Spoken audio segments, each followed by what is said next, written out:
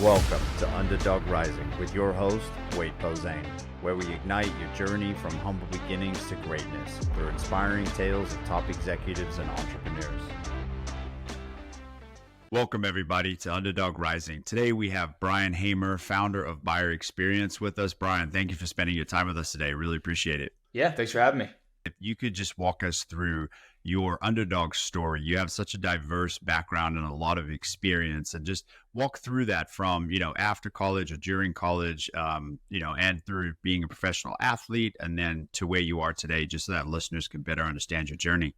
Yeah, so my name is Brian Hamor. I grew up in Albany, New York, upstate, and I was the youngest of four boys. So my whole life I was getting beat up. I was the underdog when I was born.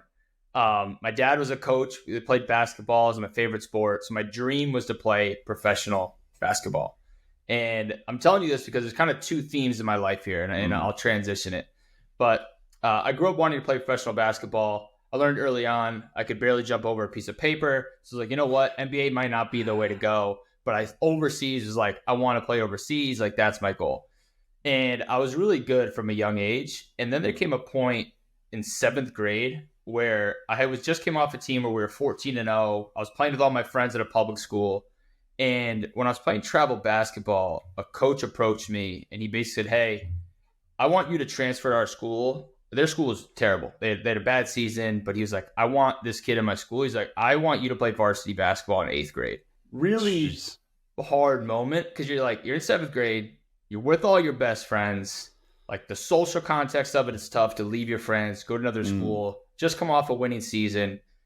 And I was like, you know what? I want to take this jump and challenge myself. So I transferred schools. In eighth grade, I played varsity basketball. And my first practice, I show up and coach hands me the ball. And they're like, all right, we're going to go through full court pressure. Now you go from modified basketball and playing against 7th and 8th graders to now varsity grown men. I'm 5'7", 145 soaking wet. Now I'm playing against varsity athletes. Possession 1, turnover. Possession 2, turnover. Possession 3, turnover. And I'll never forget, coach walks up to me. He looks at me and goes, what'd you expect? And just walked away. He's basically like, this is the big leagues. And that stuck with me for the rest of my life of that challenge and overcoming that was like, okay, so this is where I want to go. I immediately put myself at the top. Like, varsity basketball, I wanted to be the best in a varsity team in order to eventually play pro. So I ended up having a great high school career. I broke the school record in scoring. I got a scholarship to play basketball. I went to Stonewall College. I had a good college career as well. We went to a national Final Four for D2. So I had a couple offers to go overseas. And later on, when I transitioned to the work world, I was trying to find my identity of like, what do I want to do? And same thing happened again. I was like, I'm just going to jump in something. Did medical sales for a year, was decent at it. Didn't liked it, but didn't love it. Got laid off. And then it's like, all right, let me look at this time again. So now I'm going to just throw myself in the ring. At that time, software was getting big. This is about 2017.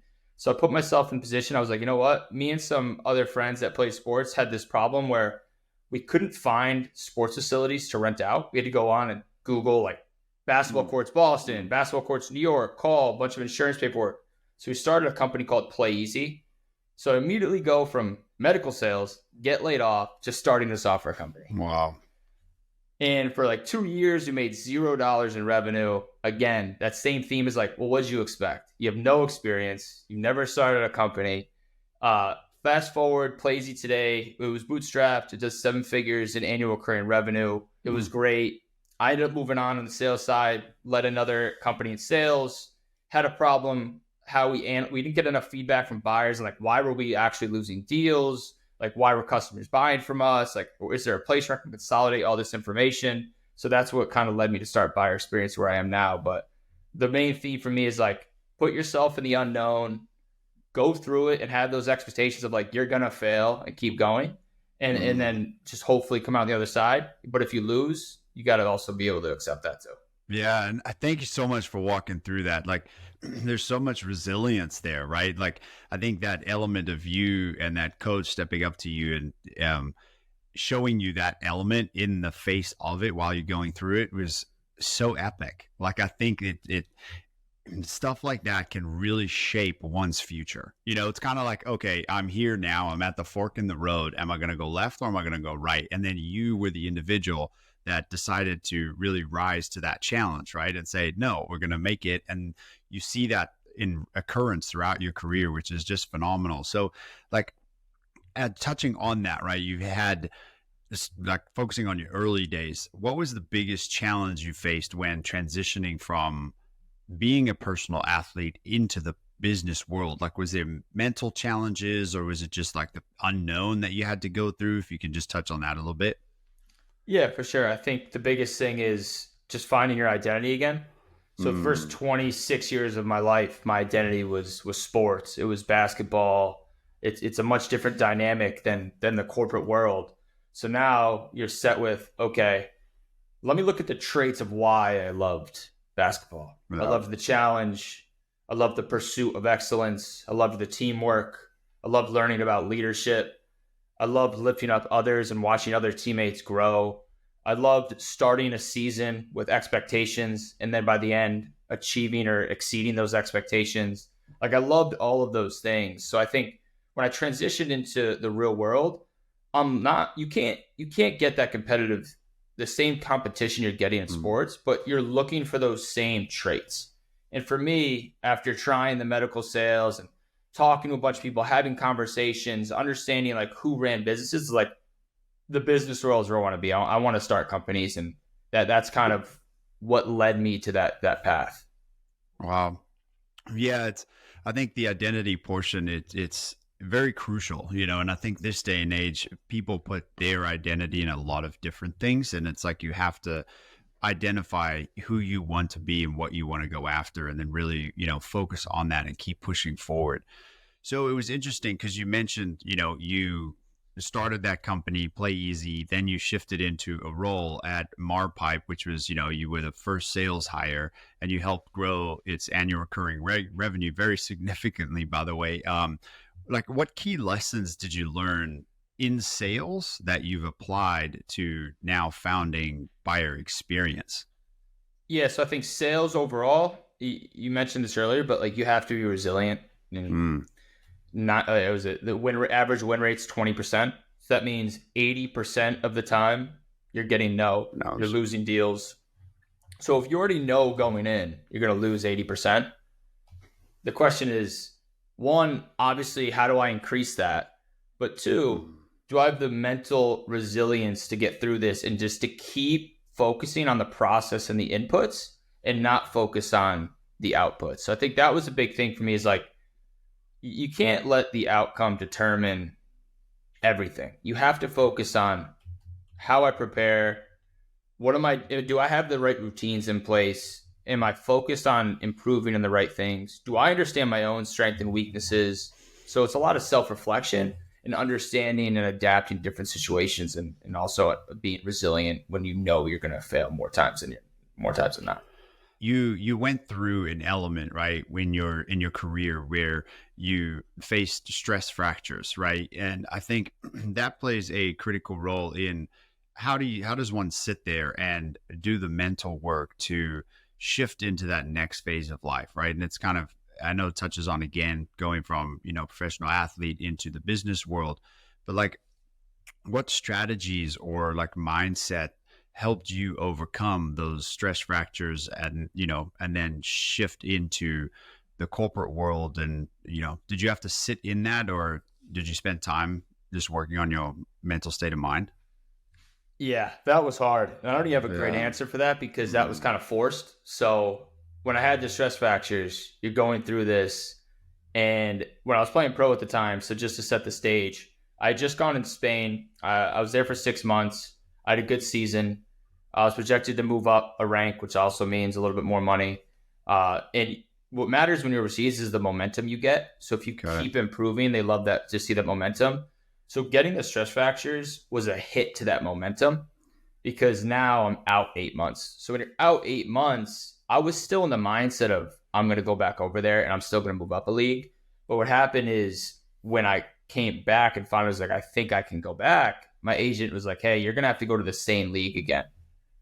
And then it's like, you kind of hit with like, all right, Yeah. how much time is there? And what's funny about when you play in Spain and even Europe and compared it to like the culture differences in America is when I was 24 years old playing over there, I had a good game and my coach was talking to me and he said to me, and you keep working hard, you got a lot of potential at 24 years old. And I was like, if you're in America, not one person is saying at 20, when you're 24, you have potential. They're saying, get a damn job. Like, go do something. So at one end, all my friends are in the corporate world. They have jobs. They're making money. And I'm overseas trying to fulfill my dream.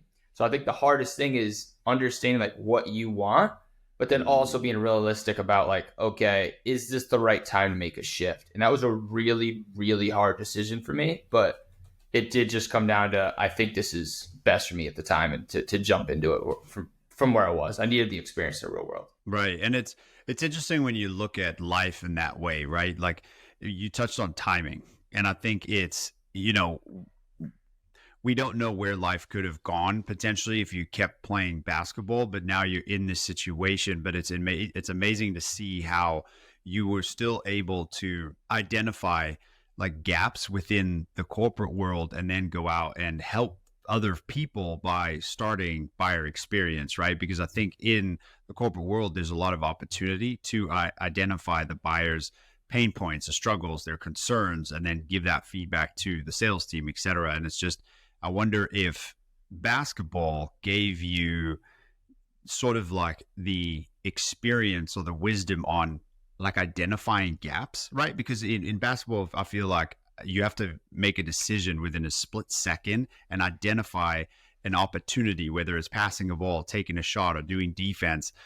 But if that transferred over, like even into your corporate world, because maybe potentially you have a keen eye to see gaps and opportunities and then go and solve for them. It's just very interesting. Yeah. And I think you kind of nailed it. It really just comes down to competitive advantage. So whether it's business or sports, every single coach, team, every single company, every single CEO, every single executive is looking for some sort of competitive advantage. In sports, that comes down to scouting. That comes down to your matchups, the plays you're running. For basketball specifically, like who's our best matchup versus this offensive player on our team versus this defender's our best matchup. Understanding where to take advantage. And how that goes in the corporate world, it's the same thing. So when it came up by experience, it's like if you have company A versus company B, and company A is not analyzing why they're winning and losing deals, they're just having people come in and out, relying on timing, budget. People are just putting in these arbitrary loss reasons versus company B is interviewing buyers, understanding, hey, where did we fall short? Hey, where can we improve? How do you compare us to the competition out there? Who's going to win that? The company B, who has all of that detail and data, is always going to win. So I think to your point, you're always looking for that competitive advantage, and that's something that resonated before I started buyer experience. Wow. No, that's very key. And it sounds like, there's been a lot of learnings throughout your entire journey, because you've transitioned and you've held various different roles across even different industries and countries in itself, right? So like, how are ways that you stay informed and continue to learn that, listeners might benefit from? Yeah, something I took from actually Larry Bird when he played basketball and he's on the Celtics. Every summer, he used to go in and write down one thing he needed to improve on, and he would just focus on that one thing. And I think it's really important nowadays to have that focus on like, what do I need to improve on that can further me in my career or what I'm specifically trying to do. So he'd go into a summer saying, okay, my left hand's a little bit weak. I'm just going to work on my left hand all summer, 1,000 shots a day, different angles, come back in the season. And I'm just going to, now my left hand's awesome. Next summer, I'm going to work on this one move. So when I go up to the next season, or after 3 months of consistent work, this move is now going to be part of my arsenal. So I think when you're choosing and focusing on what you want to improve in, that's always a key of like, okay, I want to become a better writer. I'm going to buy 3 books on writing. I'm going to listen to these 3 podcasts on writing. I'm going to take notes on these podcasts. I'm going to see, okay, what style fits my style? Now I'm going to start to practice and get those reps in, whether it's writing on social media, whether it's writing sales emails, like how am I improving? So I think it's just being very intentional and then focusing on what specific skill that you want to get better at. That's very impactful because this day and age, there's so many distractions. So many people want to jump on social, but even when they're working in the corporate world, there's a lot of notifications. Things come up that, pull your focus away from what you should be doing or what you're trying to accomplish. And that laser focus, I think, just transcends across many different areas in life. And I think it's an important thing for our listeners to focus on. And, to kind of touch on that same vein, in your experience, right, there's a lot of different opportunities for individuals to try out different things when they're younger, right, or to be laser focused. Like, do you think it's more beneficial for young professionals to explore different roles in industries, or should they kind of focus on mastering one thing? I think it depends. I don't think there's a right answer. Mm-hmm. I think it depends on the specific person. So if you want to be a doctor or a lawyer, you obviously should go to school and laser focus. Yeah. And you should focus on that one thing. I want to know my doctor. Love yes, doctor. Please. Exactly. But if you're someone who likes a bunch of different things and you don't know, then go try a bunch of different things, get internships. That's when you should start talking to mentors. And I think when I go back to talk to my college, one of the biggest and most underutilized things college students do is reaching out to people in the corporate world that are either alumni or in a position they might want to be in, and asking them to talk, saying, hey, I'm a junior or senior at XYZ college. I'm majoring in communication and business. I really want to know what it's like to be in your role. And then also, how'd you get there? You'll get more responses than if you're actually in the corporate world, because we're all inundated with cold emails, cold calls. People have much more empathy for a college student trying to figure it out. I agree. Yeah, no, it's very true. And I think that nowadays, people even think mentorship from back in the day has to be in person, right? Obviously, there's a magnitude of benefits if you can have a mentor in person, right? Which you've had in your life, which we can touch on a little bit. But I think there's also an overwhelming amount of value by living in a world where there's social media. You know what I mean? So you can reach out and you can tap into resources that are almost infinite. If you have the courage to reach out and make that first touch point and ask for help or guidance or experience, I mean, it's out there for you, so I think it's very important. Would you mind touching on sort of how mentorship has helped shape you in your career, in your current life? Yeah, the way I look at mentorship is it's basically a shortcut. So I don't recommend people going into mentorship without knowing what you want to learn, get out of it. I think a lot of people approach mentorship all right, I'm just going to get a mentor. Well, a mentor for what? Very true. Is it a life? Do you want to get better at life? Do you suffer from certain tools that you don't know how to work through? Whether it's you might need breathing techniques or meditation. Someone else might need a mentor for business. They want to start a 1,000-person company. Someone else is hey, I just want to start a coffee shop. So go pick the right person. Yeah, exactly. So that's really what it's about. So for me, locally, I have a mentor. I've been working with them for 2 years. And I really just want to I've been in the software space for so long. I kind of want a different perspective. So I was looking for a mentor who is a successful business person locally who owns multiple businesses. And I just kind of fell into this, honestly. So I'll tell you a story. Nice. But yeah, it was a local gym and right down the street from my house, about a mile away. And I used to pass it. It was kind of this old looking gym. And I really thought I'd think of it. And then one week I saw a new sign had been put up and looked awesome. Looked like a modern, nice, boutique gym. And I was like, oh, okay. I want to check this out. Sign up for a tour. I walked through. The art is amazing. The design is amazing. The layout is new equipment. The downstairs is awesome. The lighting, you could tell a professional entrepreneur or gym owner had put this gym there and redesigned everything. So I started asking a ton of questions. Who put this up? Where are they from? Are they local? How old are they? What's the company name? So I'm looking at their Instagram. I'm looking at their website. Couple weeks. So I signed up for the gym. A couple weeks later, one of the managers go up to me and says, hey, I know we were talking and you're asking about, his name is JD. Would you like to talk to him about mentorship? He's looking to talk with some local business owners. And No you mentioned way. you were starting a company. So I was like, yeah, 100%. So I talked to him on a phone call. We hit it off. We talked for about hour and a half. And now we're 2 years in, and I meet with them every 2 weeks on a Thursday. We go in there with a plan. We set goals, and we just basically talk about, hey, what pitfalls are you running into? How are you working through those? What are your goals? Why are those your goals? Say you reach those goals, like, what is it then? Will you be happy? Like, is that actually what you want, or is that just something you're talking about?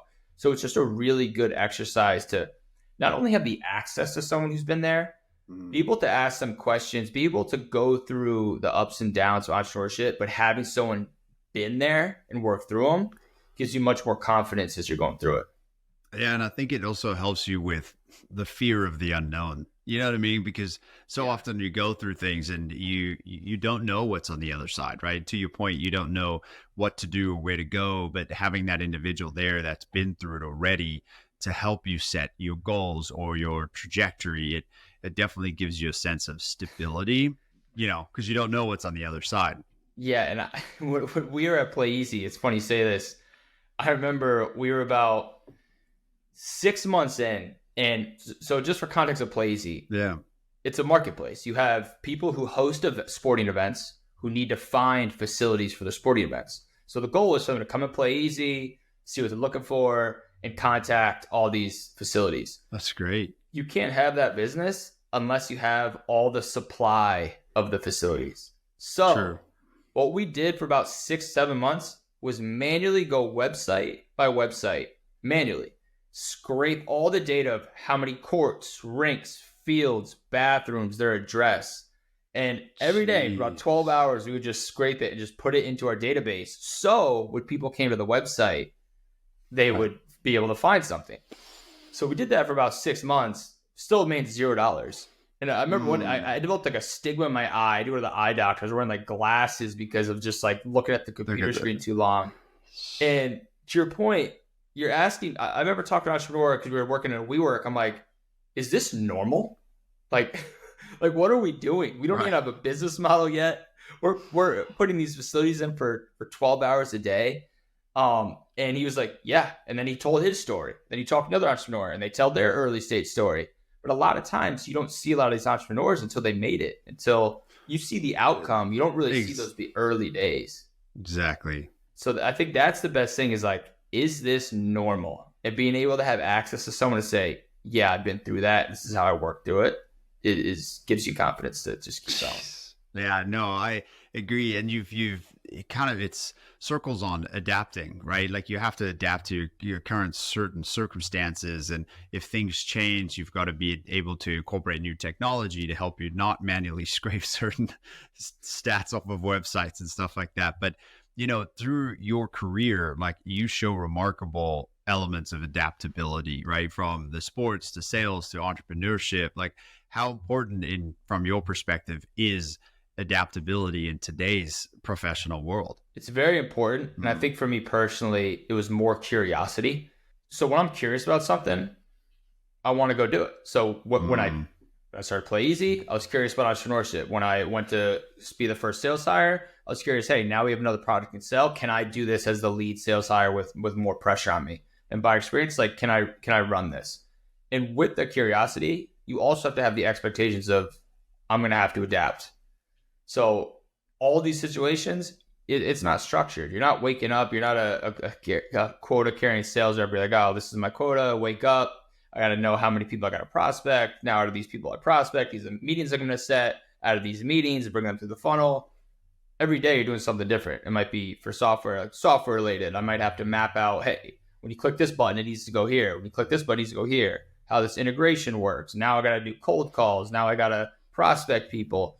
So it's very different. So if you can't adapt and prioritize, it's mm. a really hard thing to do. And I still struggle with it. Yeah, and I think it's kind of the lifelong lesson, right? I think you're kind of always growing into it as you keep pushing forward. But I think there's a great element there but I You're think good. either when you look at adaptability, there's a lot of it's part of a skill set, like learning these skills throughout life. So from your diverse career, like for listeners today, what are top 3 skills you believe every young professional should develop? Yeah, I think now copywriting, Mm, very big. sale, yeah, sales, like human to human sales, like understanding like persuasion and like why people buy things, just understanding like the mechanics there.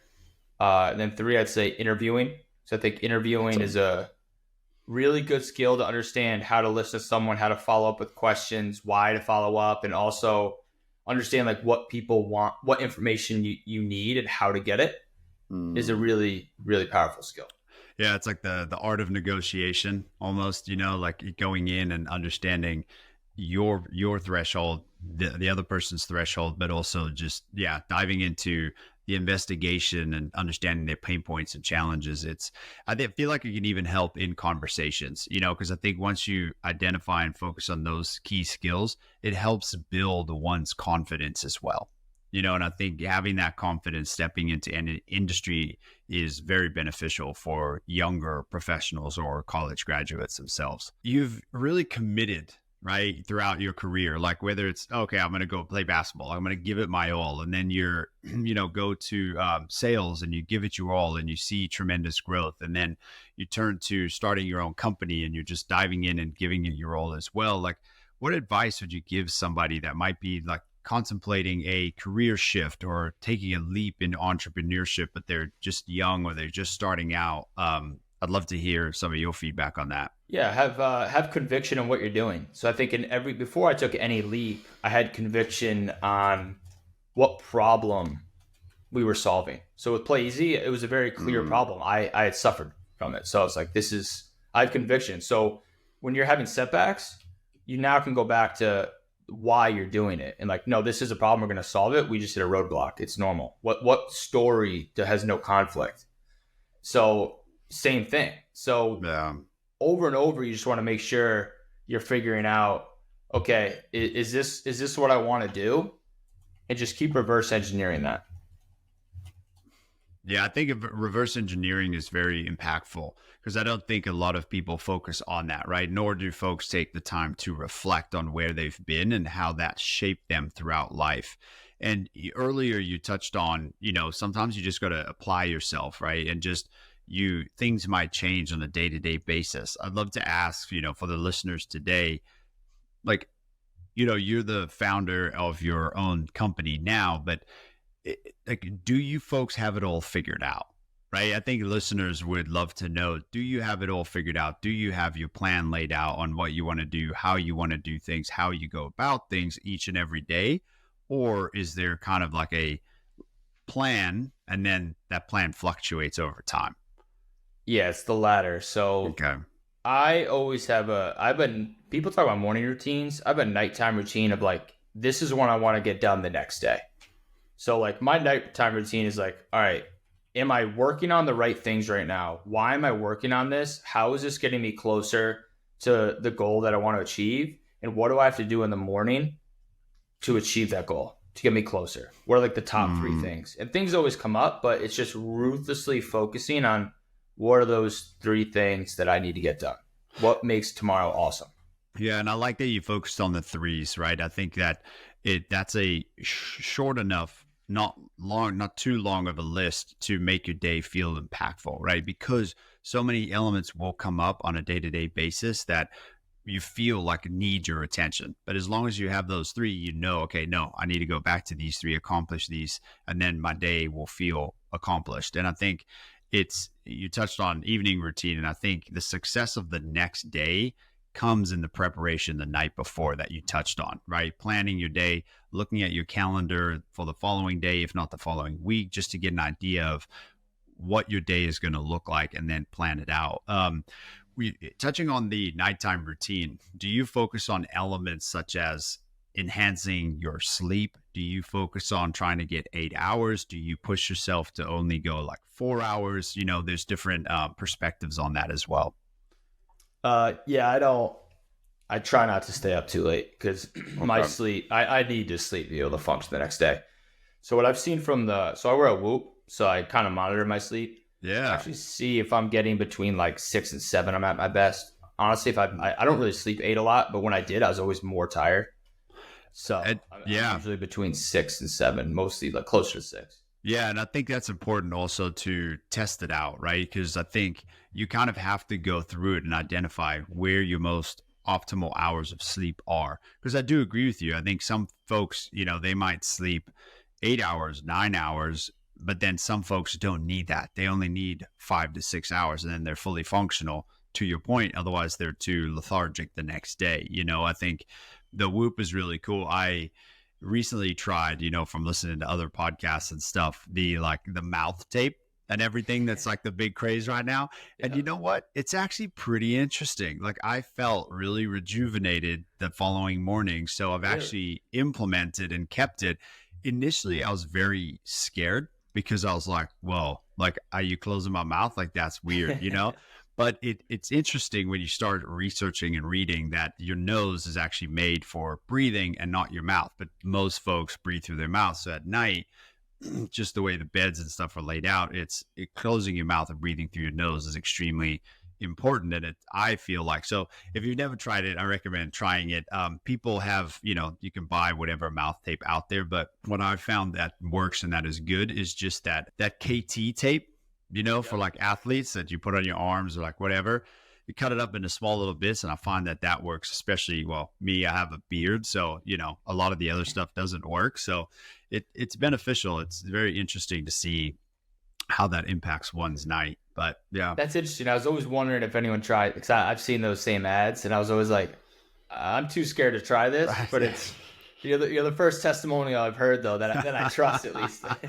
Oh, that's good to know. I'm glad. Hopefully, people will go out and try it. But it is interesting. I really now believe that it's important to optimize your night, your sleep, and then also your another side is your mental state of mind. Right. I always live by it's not what you look at, is what you see. And that's why I think you can see that also throughout your career too. Right. Like the professional athlete to sales to entrepreneurship, you've faced certain elements or roadblocks or forks in the road, if you will, to our point earlier. And you've really been able to apply yourself and go through that, which is really, really impactful. And I think that is wonderful for listeners to identify and focus on too, right? Sometimes you might see an awful or bad situation, but you got to change your perspective, because I think, like they say, perspective is reality. So what you see is you can turn that negative into a positive and then really apply yourself.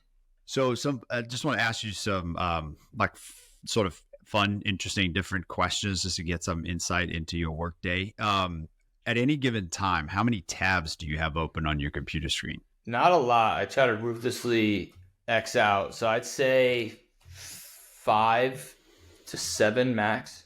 That's just diligent. That's very impressive. I think, yeah, there's been quite a few folks and myself too have quite a few tabs open. But yeah, I think tab management is a new thing people have to, learn over time, because we just want to open up a lot of tabs on our screens. What apps or software are you currently using that optimize or streamline or make your life easier on a day-to-day basis?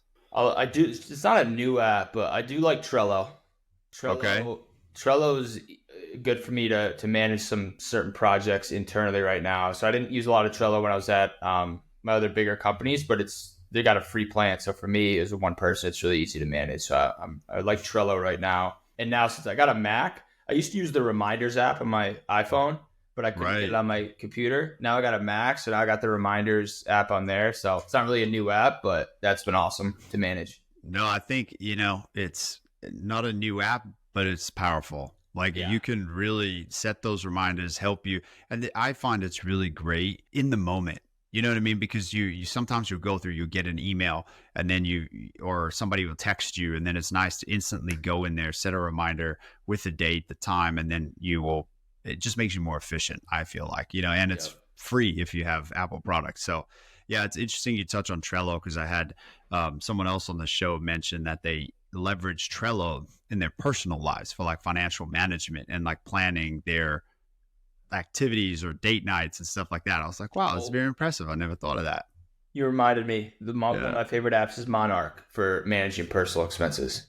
Monarch. So Okay. I've so never heard of that. automatically, so every time you basically connect your cards and your account, and it manages. So if you're use your credit card, it'll automatically categorize. Hey, you spent this much towards restaurants. You spent this much towards my dog goes to daycare. So it's like you spent this much to daycare, but you can basically manage and allocate your finances in one place and it just automates it. Wow, that's great. I think that is very beneficial, especially for younger folks starting out in their careers. Like, get a handle on finances and manage it, right? Otherwise, it can get away from you really quickly, especially in this day and age with everything on a subscription based economy. Totally. Yeah. No, so I wanted to just touch on a element that you pinpointed right now around finance. Like, when you're starting out, right, and you're young, it, should one focus on their financial means and, be close to their finances, or do you think that they should stretch themselves in a sense if they're going the entrepreneurial route? Yeah, I think it depends on your risk tolerance. I have a That's pretty high huge. I have a pretty high risk tolerance, but I didn't come from any money. So I had Mm, $1,000 in my bank account until I was like 26. So I had no money. Just mm, for reference here, yeah. made some money in my last couple jobs, and I'm completely self funded. I have no investments. So for me, it's more so about planning. And my number one thing was like, how do I lower my expenses to a point where it will only take me X amount of months to now even out my expenses. So like before you jump in, it's like, okay, if my total expenses are 5 to 6K a month, how quickly can I get to 5 to 6K and reverse engineer what that looks like, and then plan for the worst case.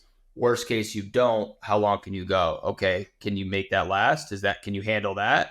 Okay, say you don't get any sales there. It takes another 6 months. Can you handle that? So you start to ask yourself, okay, plan for 6 months, but then look at the worst case for 12 months, 18 months, and that's kind of how you got to plan, especially if you're going to self fund. I think that's extremely important. I think looking at it that way sheds so much light onto how far you can stretch yourself or not, and I thank you for going into that because I think a lot of people don't understand and learn finance from a very young age, and it's something important. Like, if you have time, go and take an accounting or financial planning course just so that you can learn to strategize. But I think that's really huge that you are self-funded. Congrats on doing that. That's really exceptional. And I know on your financial planning point, yeah, I think Elon Musk kind of stretched himself at one point to learn how to see if he could survive or live on $1 a day, so $30 a month, and he was actually able to accomplish it. And that taught him that when he was pushing further, right, and pushing the limits of his companies on how little he could live on to achieve his goals and strive for what he's trying to accomplish. So, yeah, so Eating? yeah, so yeah, I know that's what when I first heard it, I was like, man, the poor guy's starving. But no, he would purchase things ahead of time in bulk and wholesale, I believe. So large quantities, and it wasn't obviously, probably the best food, but yeah, it was interesting to see that. I Wow. wouldn't be able to do that, but yeah, it was impressive to see how he can push himself. But touching on that financial point. So I just want to ask one last question as we round out here for listeners. Do you have any book recommendations? Yeah, I think two books that come to mind are in terms of like mindset, just like the world in general. One book I love digestible books, shorter Mm, digestible books. I don't love books that are honestly over like 200 pages. My attention span, I'm just like, all right, I gotta go do something. I love the But honesty. yeah, so one book that I'm actually just finishing up now is Hell Yeah or No, Okay. which is a really good book. It's basically some guy, Derek Sivers, is taking his journal entries from when he ran a company and then after he ran a company, and his philosophies on the world. And basically, if you're not all in and it's not hell yeah, then it's no. That's enough. So it's a bunch of these short passages that kind of hook you, because Yeah. each page and a half is a new passage hitting you with these quick learning exercises, and they're just really good thought exercises. Second one, if you want to specifically learn sales, is Sales Acceleration Formula by Mark Roberge. What I really like about him is Mark Roberge comes from engineering background at MIT and then transitioned and was the CRO at HubSpot and helped take them from $0 to over 100 Oh, million. So that's really rare for someone to go yeah. 0 to 100 million. So he talks about how he basically engineered that sales team, what traits he looked for in a salesperson, how to measure that, how to actually sell in that exact process they went through in Mm. terms of problem validation, then to build a product around that problem, then how to scale that, how to measure the team. Did you make the right hires? So he takes a very scientific approach, and I love how he does that. I think those are so valuable. And I think for the listeners, we do a lot of book recommendations and so that they can learn. And I think those two are very impactful. I've never heard of them. And so I love it too, so that I can go and check out these books and start, reading some of those as well from different perspectives. So, Brian, I just want to thank you for spending time with us today and just giving your value and your insight for our listeners. I think there's a lot of extremely important and valuable content that they can pull from this. So, I thank you for sharing your journey with us and walking through those different challenges and obstacles that you faced in your life. Yeah, thanks for having me.